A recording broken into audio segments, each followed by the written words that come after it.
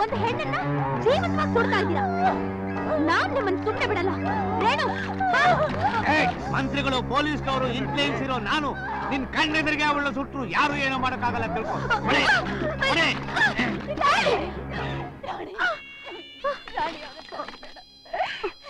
ಹೆಣ್ಣಾಗಿ ಹುಟ್ಟಿದ್ದು ನನ್ನ ತಪ್ಪು. ಅದಕ್ಕೆ ನಾನು ಈ ಶಿಕ್ಷೆ ಅನುಭವಿಸ್ಲೇಬೇಕು. ಕೊಡು, ತಗೊಳ್ಳಿ ತಗೊಳ್ಳಿ,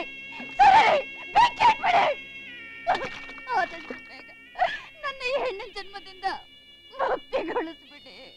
ರೇಣು, ಇವ್ರಿಗೆ ಬೇಕಾಗಿರೋದು ಒಂದು ಜುಜುಬಿ ಸ್ಕೂಟರ್ ತಾನೆ. ಅದನ್ನ ನಾನು ತಂದು ಬಿಸಾಕ್ತೇನೆ. ಅದಕ್ಕೆ ನೀನು ಪ್ರಾಣನ ಬಲಿ ಕೊಡಕ್ ನಾನು ಬಿಡಲ್ಲ.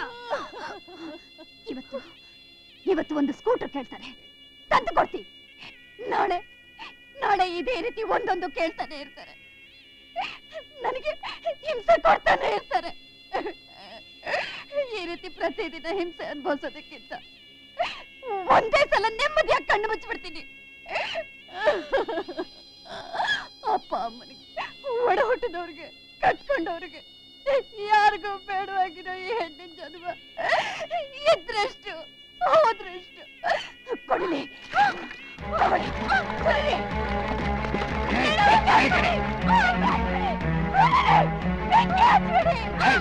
ನಾಟಕ ಜಾಸ್ತಿ ಆಯ್ತು. ಸುರೇಶ್